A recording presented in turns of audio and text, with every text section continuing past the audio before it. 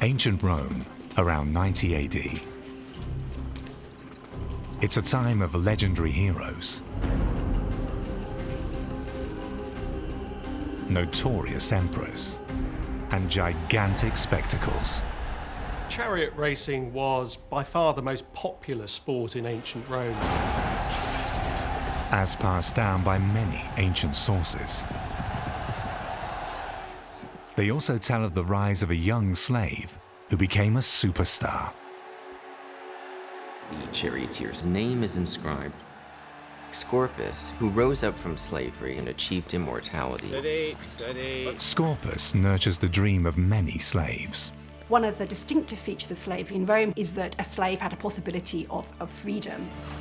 A career as charioteer could provide the means to become a free man. Go to Rome and win a race for me. Do it for me, Scorpus, my boy. Scorpus becomes Rome's darling. A life in the fast lane that fascinates even today. This is a completely different sensation. Inside the boiling cauldron of the Circus Maximus. The races would have been very violent. Their traces can still be found. This is the crucial point where the race is won or lost. The Roman entertainment business reveals its astonishing details, as well as its dark side. You could pay someone to put a curse on the rival team. A glimpse behind the scenes Corpus of the ancient equivalent of Formula One.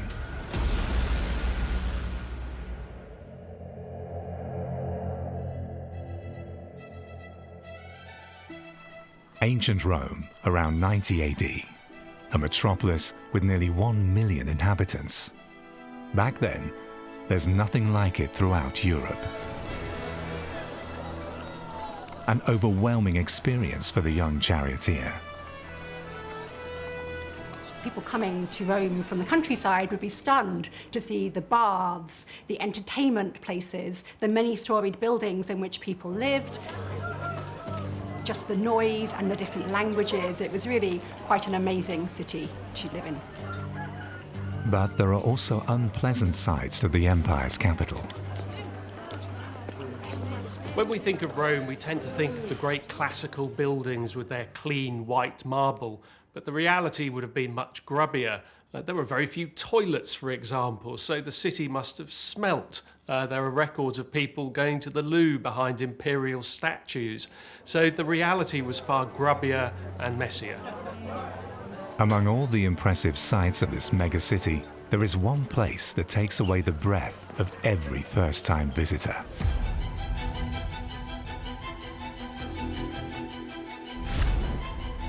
The Circus Maximus. From the stands, up to 150,000 spectators cheer on their heroes. It's the ultimate stage for champions, and the goal for those who strive to become one. Like Scorpus. Charioteering was the most popular spectacle in Rome. And the emperors exported the charioteering to other cities, Roman cities in the empire. Everywhere we found circuses where the races were held. Chariot racing was the export hit of Rome's entertainment business, and traces of its impact can still be found in many parts of the empire. For instance, in Carthage, in today's Tunisia. Archaeologist Ralf Bockmann from the German Archaeological Institute and his team have unearthed parts of the ancient circus.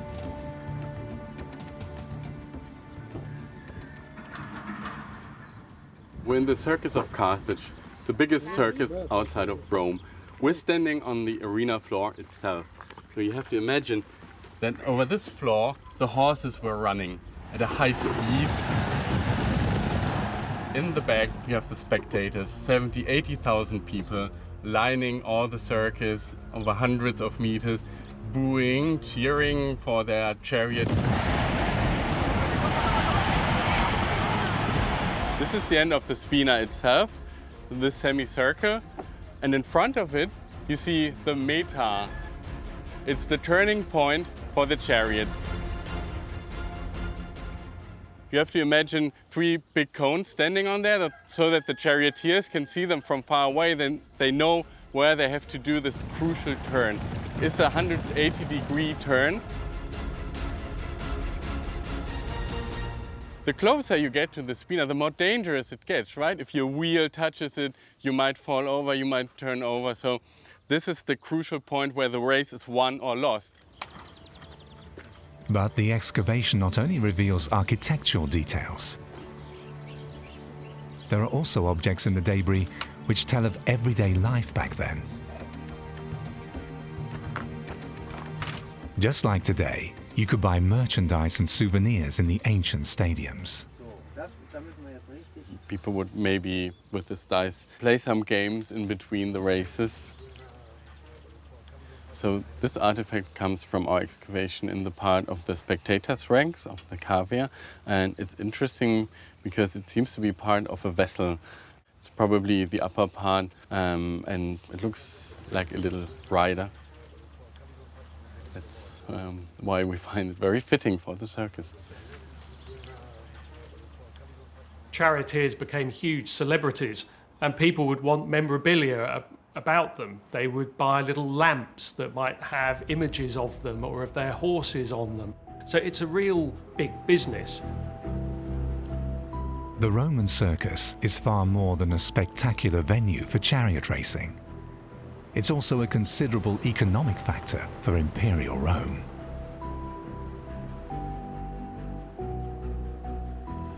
The largest shopping mall of the ancient world extends over more than 3/4 of a mile and is open to the public even when there are no races on.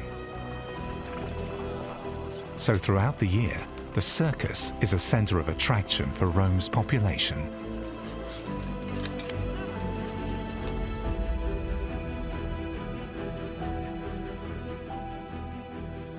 There's a whole infrastructure around the race and the racetrack.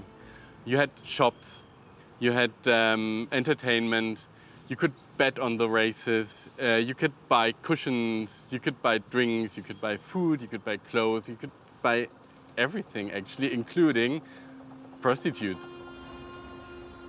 During the day, the Circus Maximus provides a magnificent facade for the games.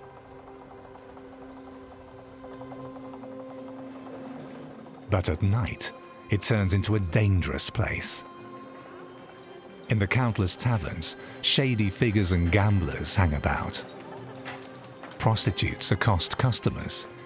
It's a red light district where many a provincial visitor gets fleeced.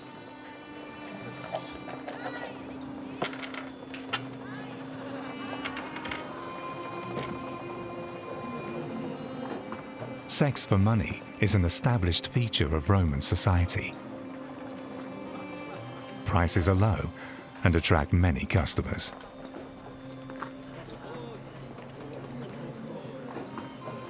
The emperor even feels obliged to impose a minimum age for streetwalkers.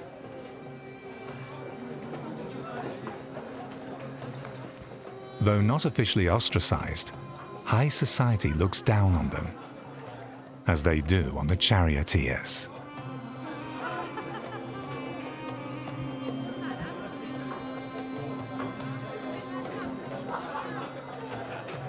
In contrast to prostitution, gambling is prohibited in ancient Rome. Various emperors have introduced dicing laws to curtail the ruinous consequences of gambling. Alas, without success. In the dim taverns around the circus, a gambler will always find company.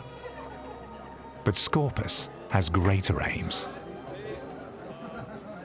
Even for charioteers who made it to Rome, only a select few would have actually been able to race in the Circus Maximus, as it was the ultimate venue. Go! Go! Those who want to go up in the world have to stand out from the crowd. Come on! Maxi! Go! Go! Since agents throughout the empire sent hundreds of young talents to Rome. Go! Come on! In the training camps of the various stables, they must prove themselves.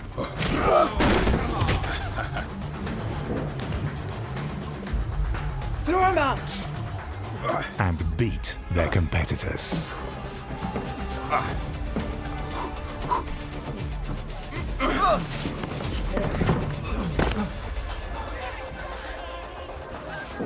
He's useless!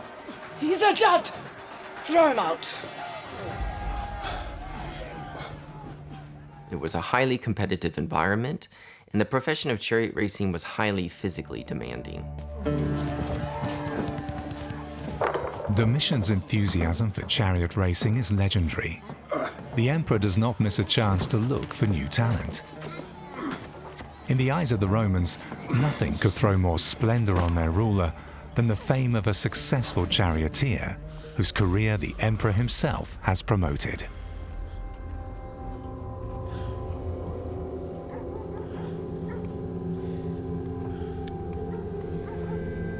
Choose young Scorpus.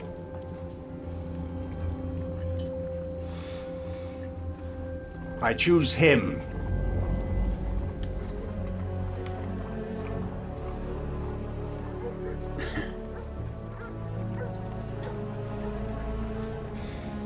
Don't smile at me, slave. You could end up dead on the track. Death smiles to us all. All I can do is smile back. Yeah. Oh. Well.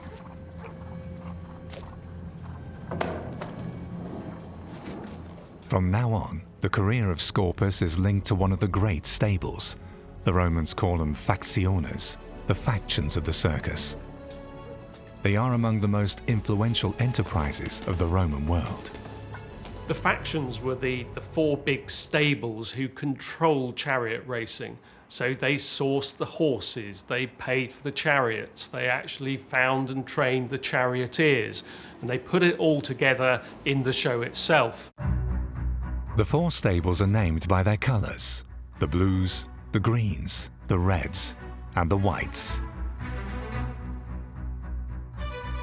The colours have a symbolic meaning. They stand not only for the four seasons, but also for various gods as their patron saints. The respective colours will also be worn by the charioteers, and of course, by their fans during the races.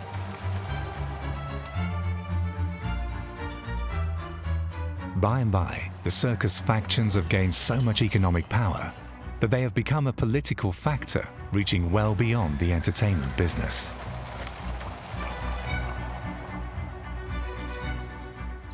Like today's Formula One, the ancient stables need all sorts of highly specialized personnel.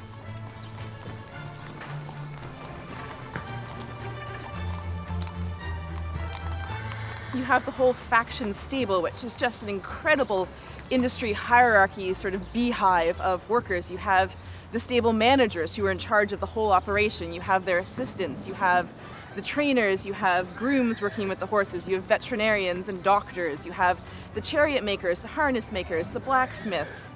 And then you have the senior charioteers and the junior charioteers and the apprentices all working together. The factions were big business. They're effectively a kind of contractor that the emperor would pay to put on the show on his behalf. So there's a lot of money involved in paying for the charioteers, in paying for the horses, in feeding them, in all the training that has to go on. So it's a real, almost industrial size exercise. And so these factions then gain so much power that they dictate the prices they charge, right? They dictate what it costs to rent their horses, to rent their drivers, to have them for a day on the track. And the officials, the magistrates who were running these games, they had to kowtow to these factions to get what they needed. And as in today's racing milieu, marketing experts, agents, and impresarios are gallivanting about, all and always on the take. As the racing season draws closer, the influence of the stables grows. since the promoters are under increasing pressure to stage a memorable show. And the prime promoter, in the eyes of the people, is the emperor. Factions knew they could charge what they wanted. And so there is this one story that there was a senior official who wanted to put on horse races, and the factions were just asking an exorbitant amount of money, so much he's like, I can't pay that, that is ridiculous, so he threatened to run dogs.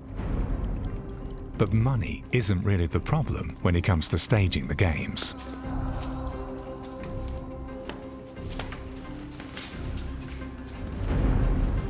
Your business? We must speak to the Emperor. Why? It's about the race. The stable's bosses know exactly which card to play.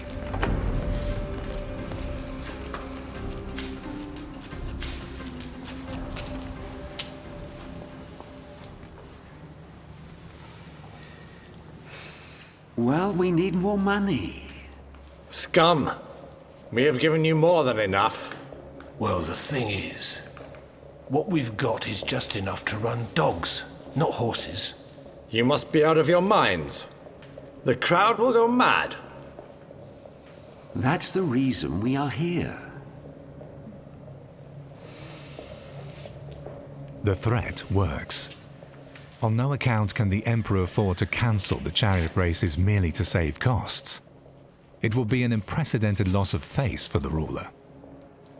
The representatives of the circus factions are quite aware of this, and so they brazenly put the squeeze on him.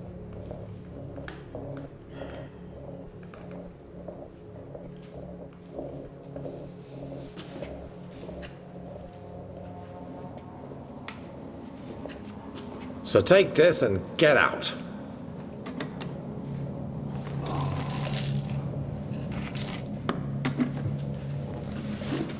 Heed my advice.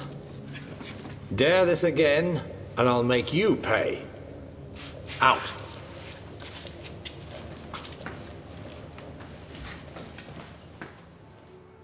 Scorpus is fortunate to have ended up with the Greens, the most successful stable of its time. A veritable entertainment machine, and its managers are familiar with all the tricks of the trade. And of course, they know how to stage the most spectacular four-horse races. A four-in-hand calls for highly specialized drivers and horses, and there is an astonishing detail. Romans certainly had two-horse chariot races, but they were junior league. The real Grand Prix was the four-horse race. This is still the engine. They're being pulled by the yoke because the outside horses are only being attached at the head. They are not pulling the chariot at all. You've just got on either side a loose horse attached at the head. So the charioteer has little control over the two outside horses. Nevertheless, he must make the beasts run in parallel. So many bits of leather. Challenge, but okay. Walk on, lads. Off you go. Go on. Walk on. The Romans adored and admired the racehorses almost as much as their drivers. A Christian author once complained that while the Romans could recite the names of their best racehorses, when asked about the number of the apostles of Christ, they wouldn't know the answer. For Michael Oates, the Romans' passion for horses is most understandable.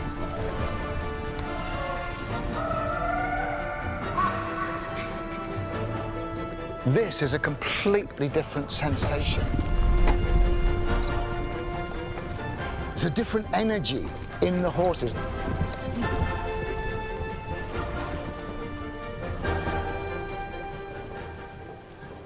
You can feel that different energy. This is how they would be in the wild, in a herd, in a stampede.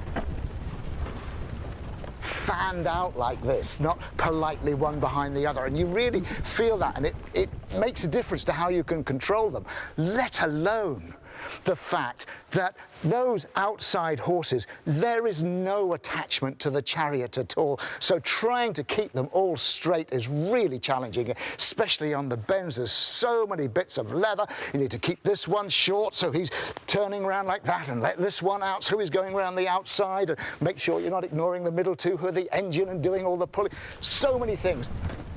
It's really, really challenging. The question remains, why 4 horses? It's not as fast as 2, it's certainly no faster than 2. It's harder to drive, so why did they do 4?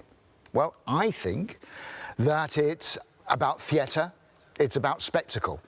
The Circus Maximus was a theatre. It was sporting entertainment. And it delivered spectacle in 3 ways: majesty, supremacy, and jeopardy.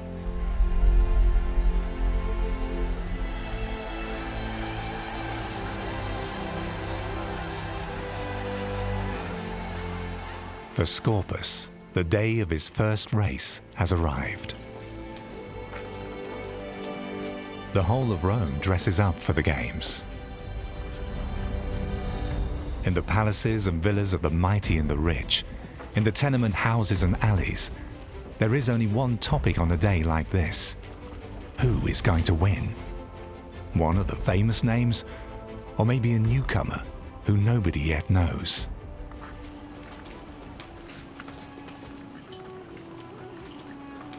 Go to Rome and win a race for me. Do it for me, Scorpus, my boy. Take this along.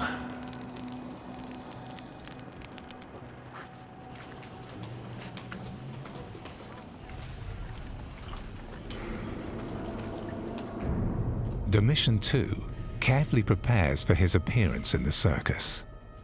For the general population, the races are the only opportunity to set eyes on their emperor. The emperors have to be careful. Emperors who were supposed to be too chummy with charioteers or other performers were looked down upon by the elite. On the other hand, there clearly is an element of reflected glory, so giving favours to charioteers could also win you favour with the people, but you don't want to look too friendly, and also you've got to look in several directions. You want to have the people on your side, but you've also got to keep the elite on your side as well.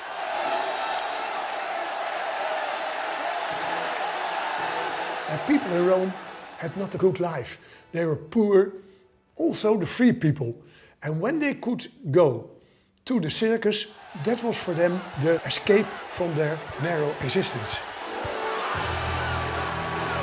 It's quite likely that family members could go together in a way they perhaps couldn't to the other spectacle races. So fathers and sons could have sat together, pointing out all the finer features of the races. On the day of the races, about 150,000 Romans watched the procession of the Pompa move up to the circus. Some estimates even suggest the number of spectators may have been as many as 250,000. Certainly, no modern-day stadium could accommodate such a crowd. Prior to the event, a religious ceremony is held. In addition to the religious gods, there were the gods of the circus themselves, that is, the charioteers. Scorpus finally sees his dream come true, but will he fulfill the expectations of his stable, his sponsor? And not least, the emperor himself. But before the races are on, another event is keeping the visitors in suspense: the lottery. Sometimes it's only fruits and foodstuffs which are thrown into the audience.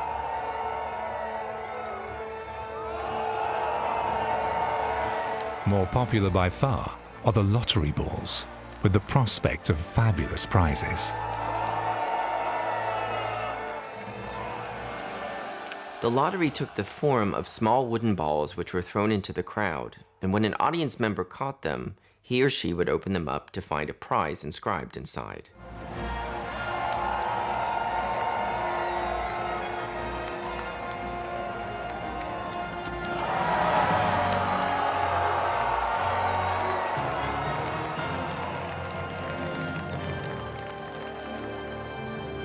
This might just be a few birds or a small pot of money, or it might be a whole house or even an estate in the countryside. And you can imagine the frantic scrambling that would have gone on to get hold of these things, and probably the huge number of injuries that would happen in the crush. But not all recipients find their prizes useful and beg the emperor for an exchange. Have mercy on me, O Caesar.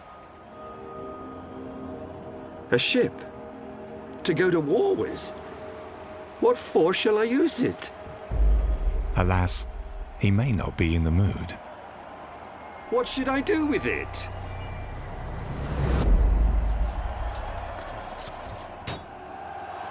Tension mounts.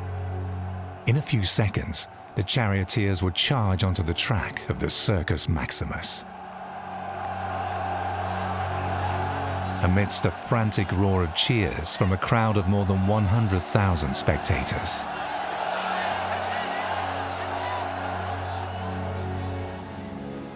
Chariot racing could be seen by far more spectators than could get into the Colosseum, and it happened far more often, perhaps as almost once a week. So they're popular across society and their influence spreads out across the Roman world.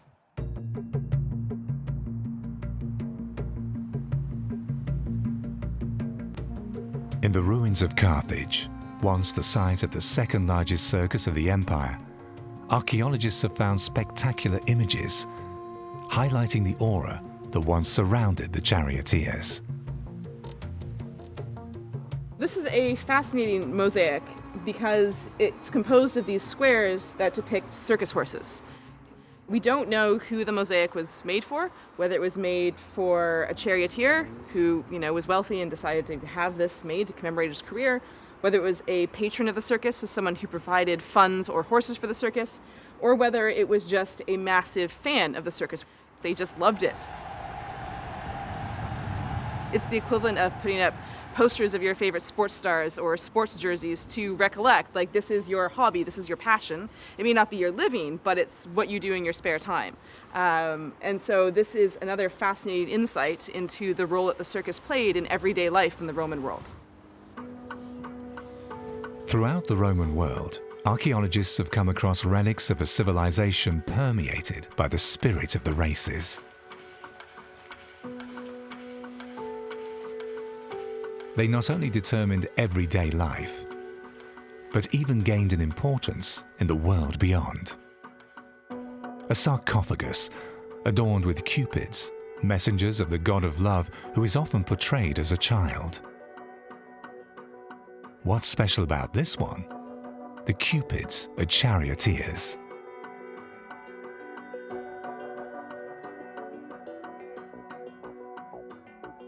The scene is a virtual snapshot of a race.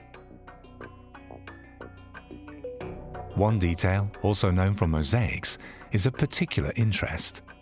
The signals by which the number of rounds is displayed. The dolphins.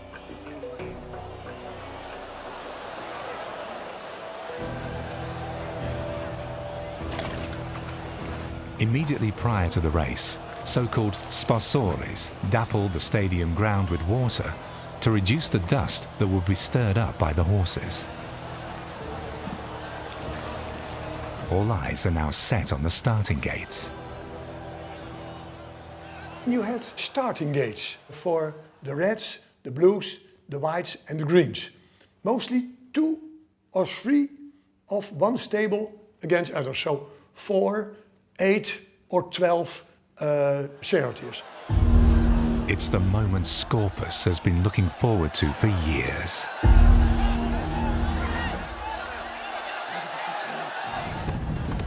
The race will last only a few minutes, but it will decide his future.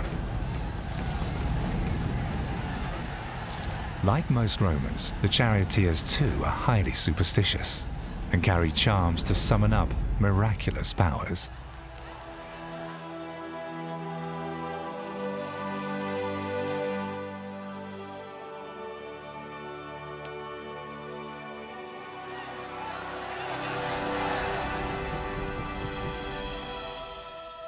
But once the emperor has started the race, courage and skill are all that counts.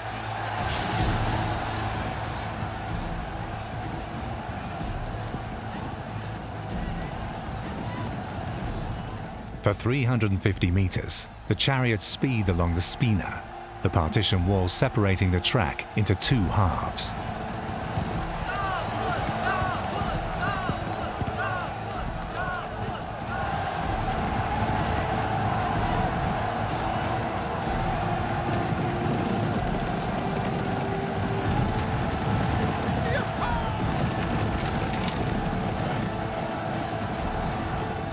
After a 180-degree bend, the chariots race back in the opposite direction. It wasn't all about speed, it was a question of tactics. If you could take the inner line, then your horses had to race a much shorter distance. Above all, it was about turning the turning posts really tightly, because it was easy to lose control of the four horses and for them to take a really wide berth.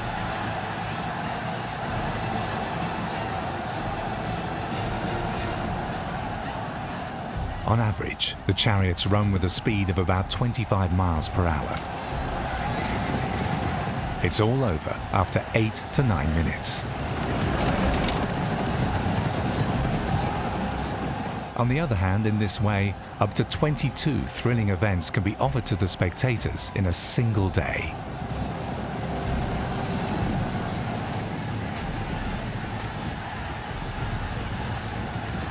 To do 7 laps of the Circus Maximus is about 3.5 miles. Now that means it can't be a sprint. If you try to just charge away for that far, your horses would soon run out of energy.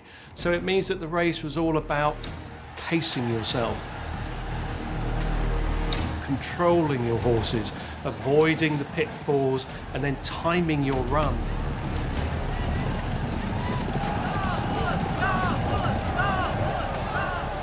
Fair play is definitely not the order of the day. The drivers will zigzag, force their opponents out of the way, or try to outbrake them. It's a no-holds-barred affair. The races would have been hugely competitive, very violent, lots of jostling for position, and the charioteers would often cheat.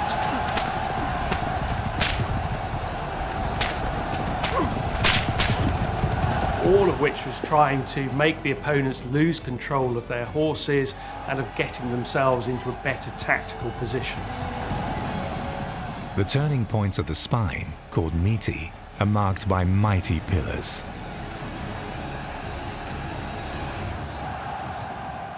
The rounds are counted by lowering signals, which are designed like dolphins.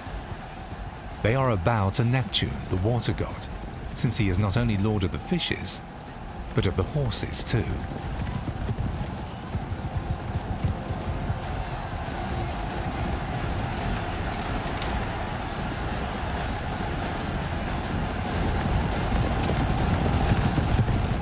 There's hardly a race where all charioteers will pass the finishing line. Charioteers had to be hugely strong. What they would do to control the horses is actually wrap the reins around their torso, and then they would use the weight of their body to actually force the horses to turn round the tight turning posts. But it also meant it was very dangerous, that if there was any kind of crash, then they would be pulled out of the vehicle and they would still be tied to these loose horses by the rein. It's mostly at the turning points that collisions occur.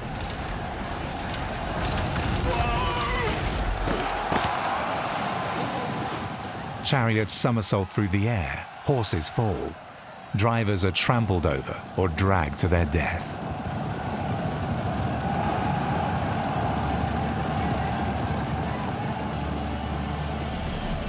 Consideration is not a virtue you expect from a charioteer.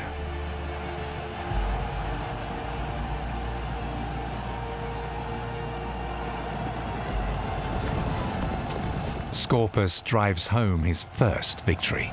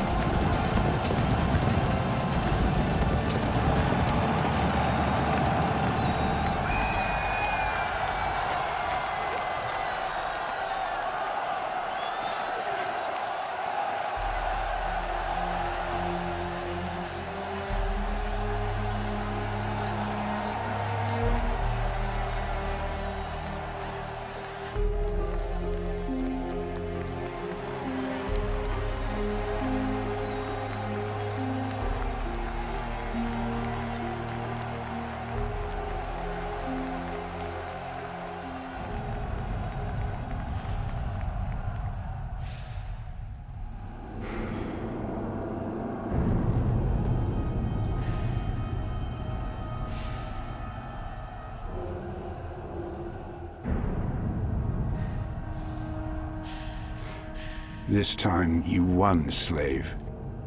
Next time, you will end up dead on the track. Death is the only freedom a slave knows.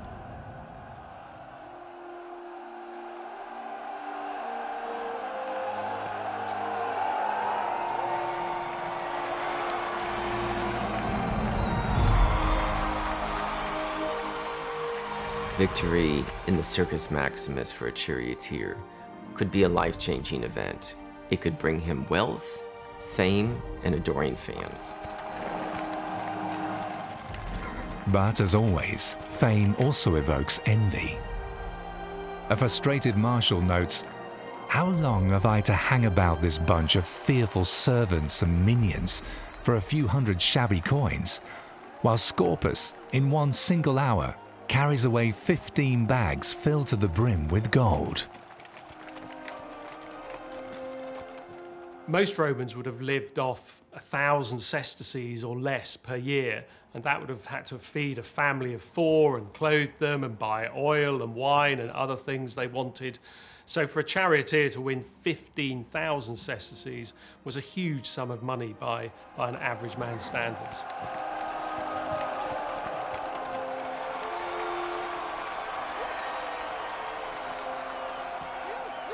It's the beginning of a fabulous career, which over the years sees Scorpus join the ranks of the Miliarii, charioteers with more than 1,000 victories.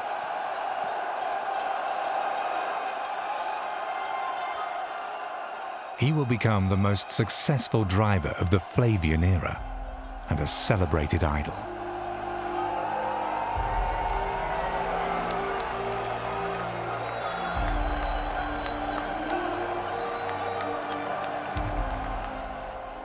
Scorpus won 2,048 races in his 10-year career. Now, he must have been racing then in 5,000 or 6,000 races, which meant he was probably racing 500 or 600 times a year, 10 times a week. He's out there risking his life on a very regular basis, but it also means that because he's successful, he's winning a lot of money, and he would start thinking of trying to buy his freedom. Now you are a free man. As is customary in Rome, Scorpus is released from slavery in a legislative act in the presence of his former owner.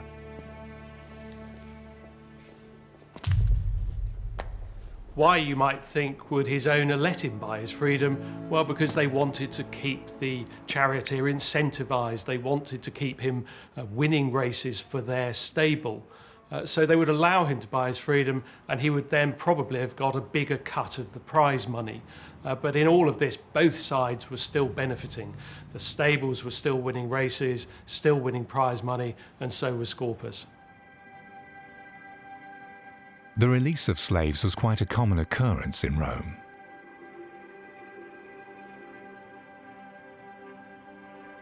Ancient tombs bear witness to this practice. They also prove that the freedmen stood a good chance of rising within Roman society.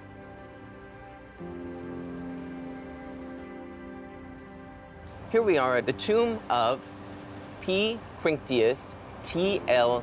Liber. In other words, the tomb of Publius Quinctius, the freedman of Titus, who was a bookseller. The L after his name tells us that he was a libertus, that is, a freed slave. He was able to overcome the shackles of slavery and eventually become a successful professional, buying his freedom. And so we see in the cases of freedmen, like Publius Quinctius, the opportunities that they had to achieve higher social mobility and even wealth and independence. This is like the story of Scorpus in the sense that he would have risen up from the shackles of slavery, but he achieved a level of wealth and greatness and fame that this bookseller could have never even imagined. Yet the finer people still look down on charioteers. Charioteers themselves are in this sort of ambivalent position in Roman society. Like all performers, they're officially classed as infames, we would say infamous. They don't get the protection of the Roman state. They're not citizens. And so even if they were very successful, very famous, were being feted by the populace, maybe invited to dinner parties, they wouldn't have been accepted as one of us by the social elite. And just like today, there were the hooligans. But back then, they didn't merely resort to violence. They would also call up supernatural powers. The Romans saw religion everywhere, and they were, by our standards, very superstitious. They used magic a lot to try and influence the outcomes of events. And so it made perfect sense for them to do that on the chariot racing as well. It's quite common to buy a curse directed at the driver, as well as at the horses of an opposing team. Officially, the practice may be banned, but in the crooked alleys of the poorer quarters, there's no problem getting what you want.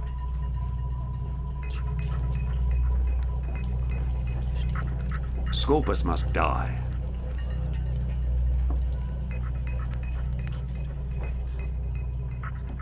You just need to find a sorcerer who will record the curse on a little leaden plate and then cast his magical powers upon it.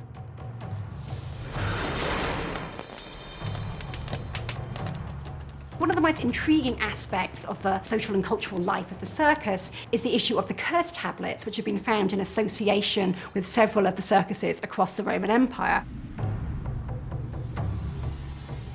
In today's Israel, in the circus of Herod near Caesarea, archaeologists found about 60 of these curse panels in a well.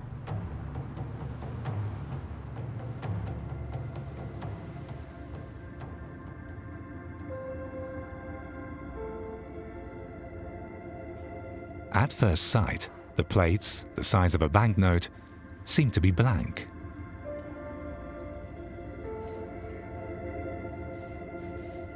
But this appearance is deceptive.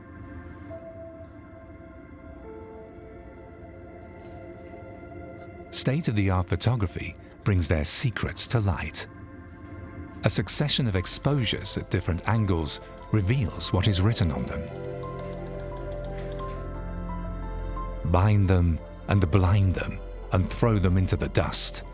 Distract their run and make them fail the bend. The way it works in the circus games is that you could pay someone to put a curse on the rival team.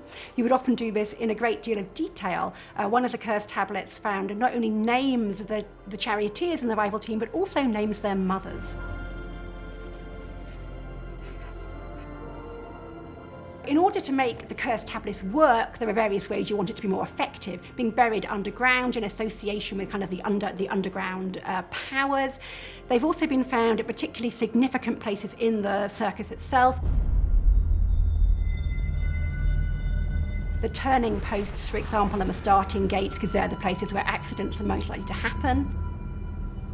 They've also been found near cemeteries. Again, in association with the sort of underworld close to circuses. So you want to bury them in a place where they'll have the best chance of achieving what you want. And there's yet another discovery. In one of the rolled up plates, the scientists found sage, which obviously had been wrapped in with a purpose.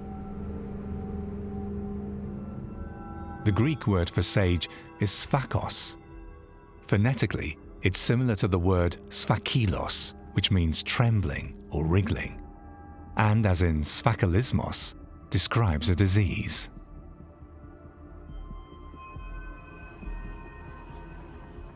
The phonetic similarity between the herb and the disease is supposed to enhance the effectiveness of the curse.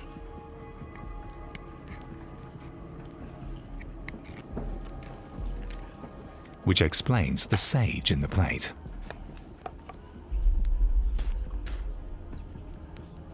Scorpus, Svakos, Svakilibus, Svakos, Svakilibus.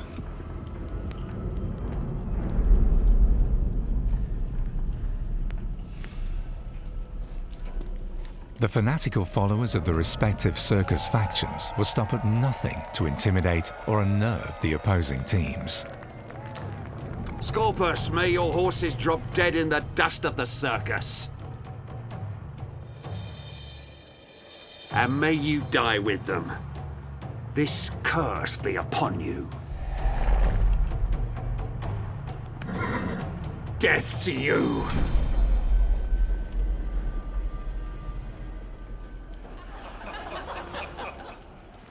And time and again, in the nights before the races, hooligans flock together to mob the stables of their opponents.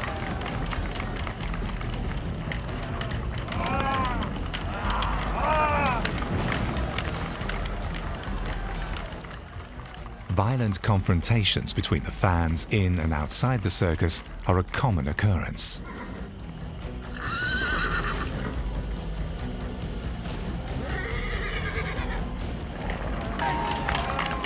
At times, there are even fatalities, as recorded by ancient historians.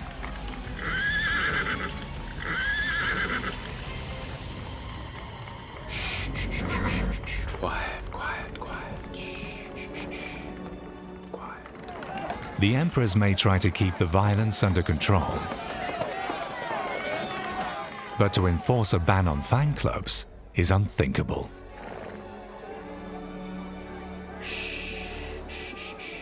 Don't worry, everything's gonna be all right. Every charioteer knows that someday he will meet his fate. At 27, Scorpus has logged more than 2,000 victories.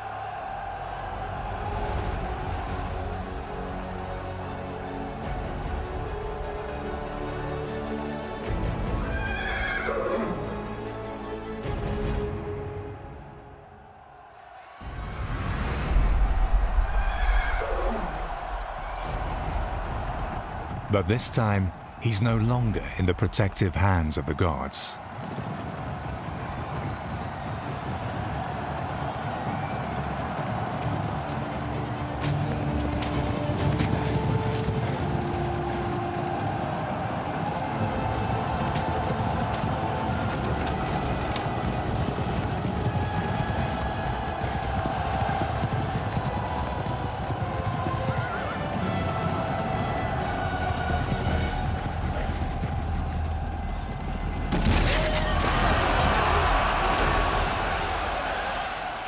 The greatest idol of his time dies in the sand of the racecourse. Martial lets Scorpus deliver his own obituary. O Rome, I am Scorpus, the splendor of your clamorous circus, your early deceased darling. The envious goddess of destiny who cut my thread of life probably believed, when she counted my victories, I were an old man.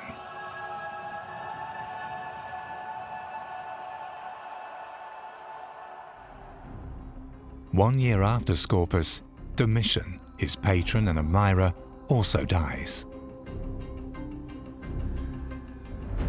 The last emperor of the Flavian dynasty falls victim to an assassination. In contrast to a charioteer like Scorpus, who rose up from slavery and achieved immortality, the Emperor Domitian was consigned to the dustbin of history. The legacy of a fascinating era lives on, in stadiums and on racetracks throughout the world.